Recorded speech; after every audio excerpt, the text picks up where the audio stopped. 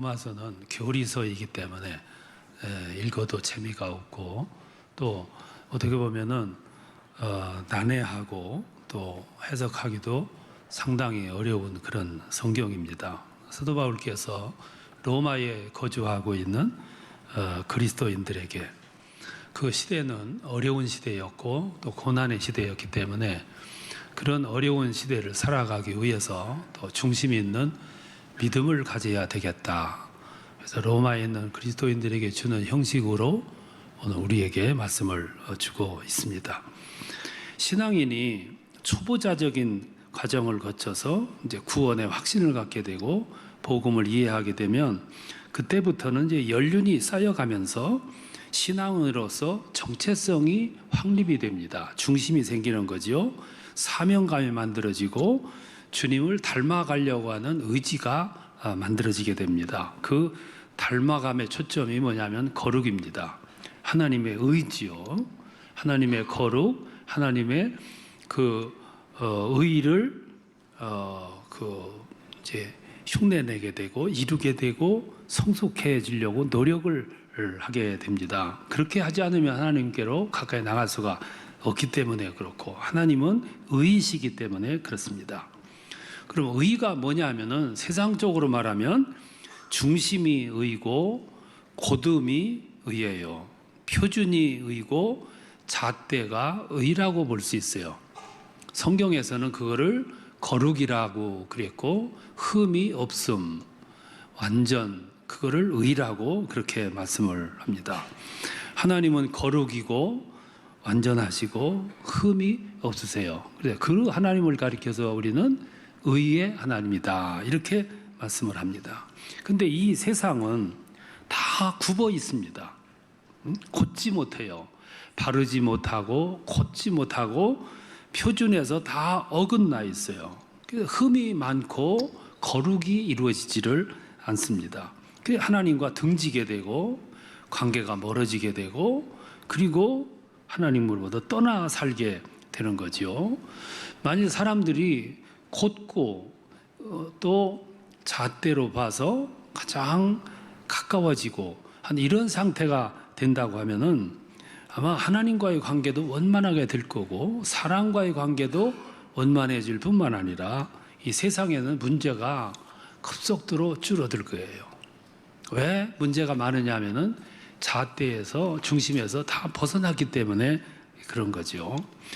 의라고 하는 것은 표준을 의라고 그래요.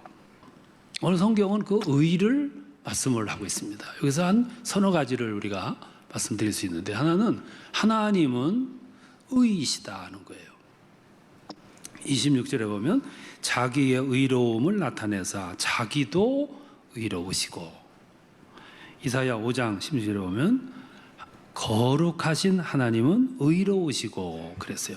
시편 7장 9절에 보면 의로우신 하나님이 느헤미야 9장 33절에 보면 주는 공의로우시다. 그래서 공의롭다는 얘기는 거룩하다, 완전하다, 흠이 없다, 정확하다 그런 뜻이에요. 내가 예수 안에 들어갔어요. 들어가면 구원을 받습니다. 그리고 하나님을 알게 되고 하나님을 알면 깨닫는 게 있어요. 보게 되고 깨닫게 되는 거죠. 그게 뭐냐면은 하나님의 의를 발견하게 되는 거예요. 그때부터 우리는 그 하나님의 의에 가까워지기 위해서 늘 조심하는 거예요. 회개하고 뉘우치고 절제를 위해서 애를 써요. 우리는 그걸 가리켜서 경건생활이라고 그래요. 그 경건생활이 쌓이고 쌓이면 내 자신이 수정이 돼 가는 거죠. 성숙해져 가는 거예요. 성숙이라는 건 의의 지점으로 점점 가까워져 가는 생활을 일컫는 거죠. 근데 대다수 사람들은 이 세상에서 그렇게 노력하면서 살아가냐면 그렇지 않아요. 이 기준에서 점점 무시하고 이탈하려고 하고 무시하고 살아가려고 그럽니다. 유대인들이 그 기준에서 자꾸만 이탈해서 멀어져 가요. 하나님으로부터 점점 떨어지는 거지요. 우상에게로 가고 이방 문화로 들어가고 이방 사람들의 습관을 따라가게 되고 그 생활을 또 흉내내면서 살아가요. 그때 하나님은 선지자를 보내가지고 그게 아니야, 그건 길도 아니고 그렇게 살면 안 되는 거야. 그 돌아오라 그래요. 돌아오라는 얘기는 옛날 지점으로 돌아오라는 거예요. 회복하라는 얘기고, 원상으로, 그리고 잣대 어긋나지 않는 그 지점으로 돌아오라, 그 말이에요. 그 말은 기본을 회복하라는 얘기고 의를 회복하라는 얘기예요. 우리 신앙인들은 이 의를 회복해야, 그래야 하나님과 가까워질 수 있고 하나님과의 관계가 정상화될 수 있고, 하나님과의 관계가 정상화되어야 이웃과 사람들과 관계가 정상화가 되고, 더 나아가서 내 자신과 정상화가 될 수 있어요. 내 안에 불화가, 이웃과 불화가, 하나님과의 불화가 어디서 오느냐 하면은 기본이 흐트러졌기 때문에, 무너졌기 때문에 오게 되는 거죠. 그래서 사람들은 그걸 이루기 위해서 법을 지키려고 애쓰고, 도덕을 지키려고 애쓰고, 윤리를 지키려고 애를 써요. 유대인들은 율법을 지키려고 애를 썼습니다. 율법을 지키면 의로워지는 줄로 알았어요. 그러면 도덕을 지키고 윤리를 지키고 율법을 지키면 그러면 의로워지냐 하면은 그거는 아니에요. 세상적인 기준에서 의는 이룰 수 있을 거예요.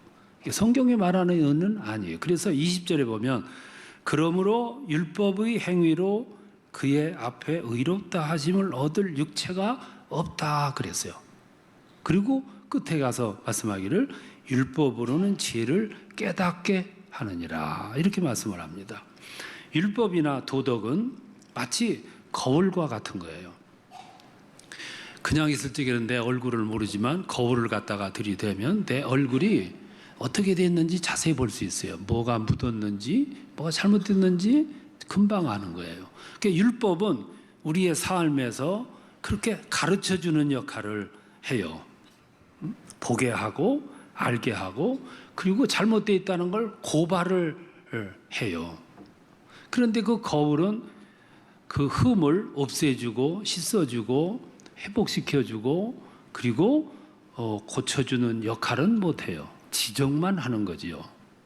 그게 율법과 도덕과 윤리의 한계입니다.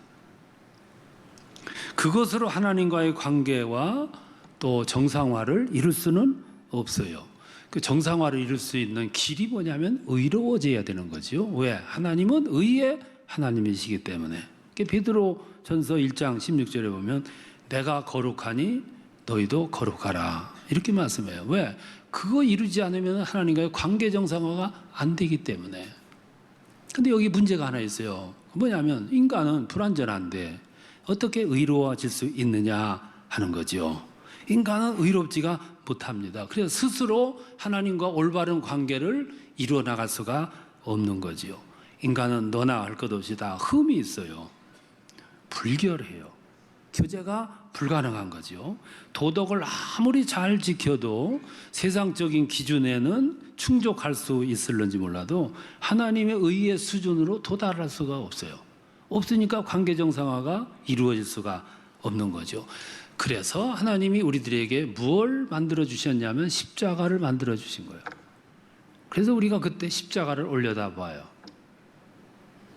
내 스스로는 할 수 없기 때문에 십자가라는 매개를 통해서 우리들이 의의 수준에 이를 수가 있는 거죠.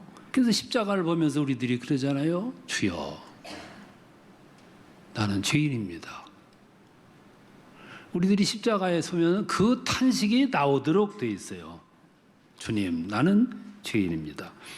십자가는 참 묘한 것은 율법은 자꾸 고발하고 너는 죄인이야 자꾸 지적하고 하지만 십자가는 우리들에게 너는 죄인이야 이것만 하는 게 아니고, 그래 너는 죄인이야 그러니까 씻어주고 용서해주고 하는 거죠. 그래서 십자가 안에는 거기는 은혜가 들어있는 거예요.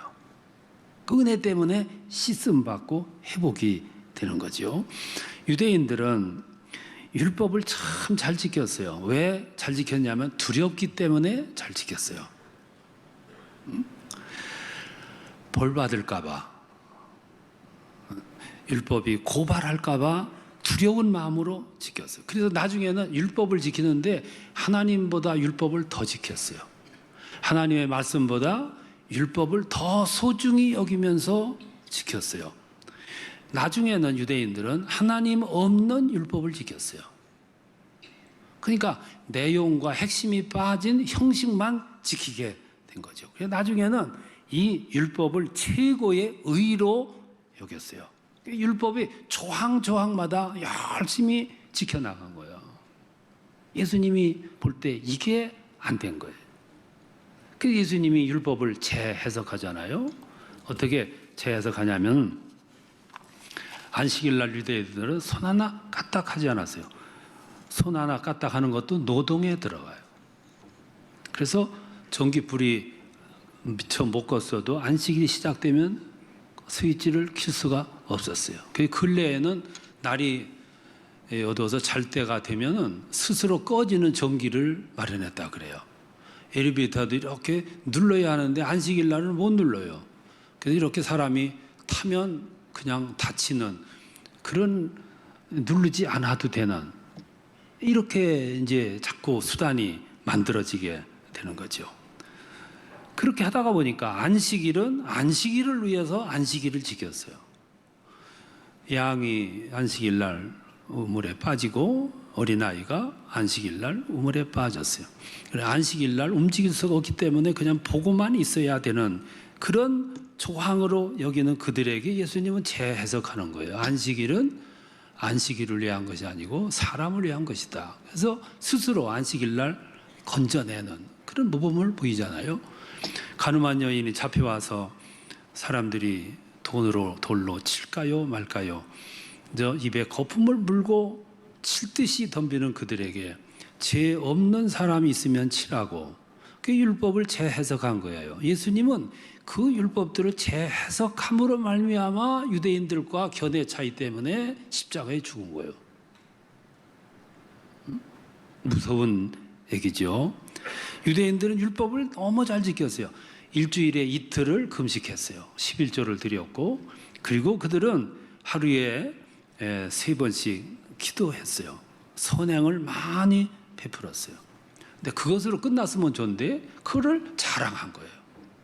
우리는 남들이 하지 못하는 이틀씩 금식하고 11조를 드리고 안식일을 철저하게 지킨다고 자랑을 한 거예요. 자랑은 누가 하느냐면은 남들보다 조금 더 잘한다고 하는 사람들이 자랑을 해요.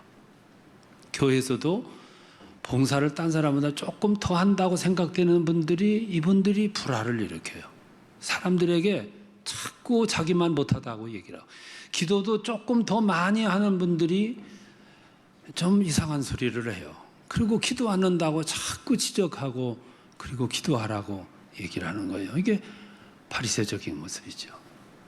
그러니까 바리새인들이 자랑을 하게 됐단 말이에요. 예수님은 그게 못마땅했어요.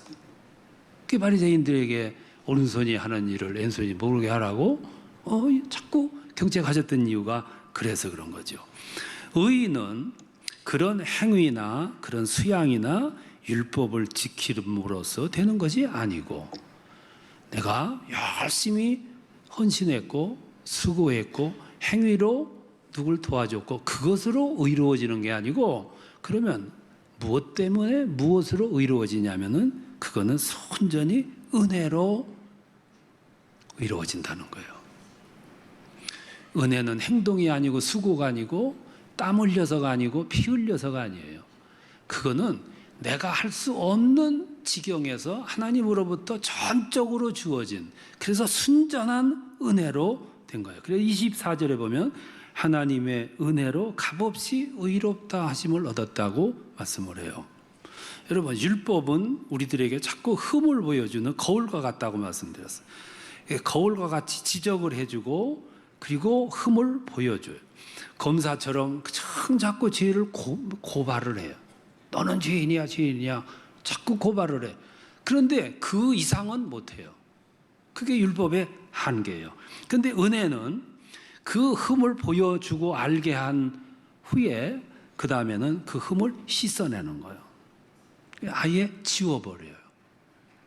그리고 이젠 됐어, 없어졌어, 다 회복됐어. 그거를 성경에서는 도말이라고 그래요. 정부에서 많은 그 범법을 저지른 분들에게, 크고 작은 분들에게 그 사면을 할 때 완전히 지워버리잖아요. 그게 도말이에요. 흔적도 없이 다 지워버리는 거죠. 은혜는 바로 그렇게 지워버리는 거예요. 씻어버리는 것이고 회복시키는 거예요. 그러면 무엇으로 그렇게 회복이 되냐면 은혜로. 내가 자격이 있어서도 아니고 또 내가 의로워서도 아니고, 그건 순전히 하나님 차원에서 은혜로 씻어 회복시켜 준 거예요. 그걸 우리는 은혜라 그래요. 그래서 26절에 보면 예수를 믿는 자를 의롭다 하시고 라고 말씀을 했었어요.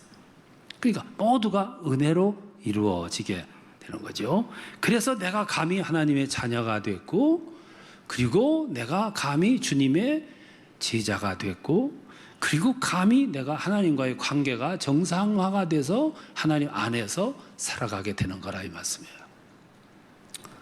근데 또 문제가 하나 있어요.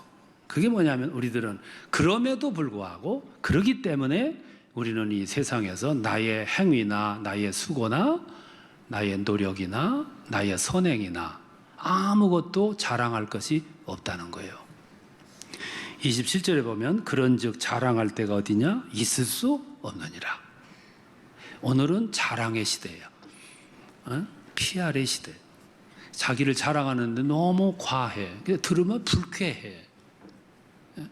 저 불쾌감을 줄 만큼들 자랑을 한단 말이에요. 어떤 분은 나는 옳고 내 판단이 가장 정확하고 이렇게 생각을 해요. 그래서 막 지적을 하고 그리고 충고를 하는 거예요. 성경은 말씀합니다. 자랑할 것이 없다고. 내가 주님을 알고 내가 하나님을 알고 눈이 띄어서 생각을 해보니까 나는 자랑할 것이 아무것도 없어. 내가 주님을 만나게 된 것조차도 내 힘이 아니었고, 내가 의롭다고 인정받은 것도 내 수고가 아니었고, 오늘까지 내가 살아오고 내가 집칸이나 이루며 살아온 것도 그것도 내가 한 것이 아니고, 알고 보니까 다 은혜였어요. 하나님의 은혜였단 말이에요. 오히려 내가 그런 과정에서 발견한 게 뭐냐면 나는 죄인이었고 나는 불결했다는 것만 발견하는 거예요. 거기서 어디서 자랑이 나오겠고 어디서 교만이 나오겠어요. 그런데 문제는 나도 인간인지라 사람들 앞에서 자랑하고 싶고 과시하고 싶은 마음이 생겨요. 그런 때는 자랑하고 과시할 때 어느 기준에서 자랑하고 어느 기준에서 사람들 앞에 내세울 수 있을 거예요. 그 기준이 뭐냐면 의예요. 의의 기준에 의해서 우리가 자랑할 수 있을 거예요. 예를 들면 여러분 생각해 보세요. 내가 이 세상에서 성공했어요. 누구에게 자랑하고 싶어. 자랑하기에 앞서가지고 정말로 그 성공이 의로운 성공이었는가를 한번 되돌아보는 거예요. 내가 돈을 많이 벌었어요. 자랑하고 싶어. 자랑하기 전에 먼저 그 돈을 정말로 의롭게 벌었는가를 되돌아보라는 거예요. 굉장히 중요한 기준이죠. 그렇게 생각해 보면 내가 지금까지 자랑해왔던 내용들이 정말로 지스러운 성공이었고 지스러운 번영이었어요. 그러니까 그동안에 자랑했던 것들이 자랑거리가 아니었다는 거죠. 오늘 돈을 많이 벌었어요. 잘 살게 됐어요. 우리는 흔히 하나님의 복을 주셨다고 말씀을 하고 자랑하는데 한번 생각을 해봐야 돼. 정말로 내가 의의 기준에서 옳게 번 돈인가를 생각을 해보는 거죠. 이게 나를 돌아보는 기준이에요. 오늘은 의가 빠진 성공, 불의로 번 돈, 공정성이 빠진 출세가 너무 많아요. 우리는 그걸 성공했다고 자랑하면서 살아왔어요. 그게 부끄러운 성공이고 부끄러운 자랑이었어요. 근래 와가지고 구속되는 그리스도인들이 여러 명 있었어요.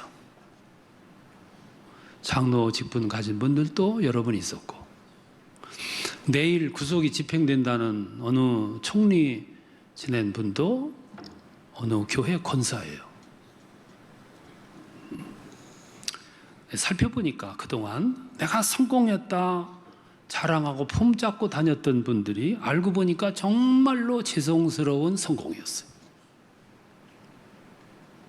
우리는 그까지 그렇게 살아왔어요. 그래서 이 세상은 자랑이 많아. 이런 자랑 저런 자랑 많은데 좀 깊이 들여다보니까 그게 다 죄송스러운 사랑이었단 말이죠. 오늘은 의를 위하여 수고도 하지 않은 사람들이 자꾸 의를 말하고, 오늘은 진실해 보려고 노력도 안 한 사람들이 자꾸 진실을 말하고, 오늘은 법도 지키지 않은 사람들이 너무 법을 많이 말을 하는 세상이 되어버렸어요. 생각해 보세요. 빚을 얻어다가 큰 집을 만들어서 거기서 잘 살고 잘 먹었다. 그게 하나님이 주신 복이냐고 말이에요. 그게 성공이냐 그거지. 나는 결코 돈을 안 받았어. 그래서 재판받을 때 성경을 끼고 나가서 재판받았고, 백화파를 가지고 가서 재판받았다는데, 근데 왜 동생의 통장에서 수표가 발견되냐 이 말씀이에요. 지금까지 우리는 이것을 성공이라고 여기며 살아왔고 그것을 자랑하며 살아왔어요. 부끄러운 자랑. 그동안 성공 기준이 애매했어요. 예형적으로 양적으로 성공하고 직위가 높아지면 그래서 지도자가 됐고 어느 수준에 뚝 섰으면 사람들은 인정하면서 장관하라, 총리하라 그랬어요. 그래서 청문회를 해보니까 부끄러운 성공이었어요. 정말로 부끄러운 성공이에요. 그건 성공이 아니었어요. 그러다가 보니까 이제는 새로운 의의가 기준이 생겼어요. 이 세상에 사람들이 생각하는 의의의 기준도 달라졌어요. 그래서 이제는 찾아가 가지고 장관 해라, 총리 해라 그래도 한사코 손사래를 친다는 거예요. 이제 이 세상은 의의의 기준이 달라졌기 때문에. 왜냐하면 지금까지 성공의 개념이 기준이 달라졌어요. 정말로 부끄러운 성공이었어. 자랑하고 있었는데 그 자랑이 부끄러운 자랑이 됐다고 말이에요. 우리는 의롭게 된다는 것을 성경을 통해서 배웠고 알게 됐고 의의 기준이 뭔가를 알았어요. 하나님은 의의 하나님이세요. 하나님과 가까워지고 하나님과 교제가 이루어지고 하나님과 관계 형성을 이루려고 하면 이 필수적인 요소가 의예요. 의로워져야 돼. 그런데 우리는 의로워질 수 있는 자격이 없어요. 율법을 지켜도 도덕을 지켜도 양심적으로 살아도 하나님께 하나님의 의의 수준과 비교하니까 그거는 감당할 수가 없는 거예요. 그러니까 하나님께서 우리에게 뭐라고 말씀하셨냐면 내가 예수 안에 들어가고 예수의 자녀가 됐고 하나님의 자녀가 되는 순간 너는 의롭게 됐다. 그 순간부터 우리는 하나님의 관계가 형성이 되고 의로워지는 백성이 됐다 이 말씀이에요. 이게 지금까지 말씀드린 내용이에요. 그래서 우리 모두는 은혜로 구원받은 사람들이고 그리고 의롭다함을 얻은 사람들이고 하나님의 자녀들이 됐어요. 그럼 이제부터 우리들이 할 일이 뭐냐면은 어설픈 나의 성공을 자랑하지 말고 어설프게 돈 조금 번 걸 그걸 자랑하지 말고 누굴 자랑하냐면 나를 그토록 인정해 줬고 의롭다고 이끌어줬던 주님을 자랑하고 하나님을 높이고 그게 우리의 역할이고 우리의 의무다 이 말씀이에요. 그때 하나님의 영이 하나님의 영광이 우리 삶 속에 우리 심령 위에 우리 인생 위에 함께 하시는 거예요. 그게 신앙의 삶이고 그것이 하나님 앞에서 의로워지는 삶이에요. 여러분들을 통해서 하나님이 선전이 하나님의 영광이 하나님을 자랑함이 여러분들을 통해서 이루어지는 그런 축복이 함께 하시기를 축원합니다.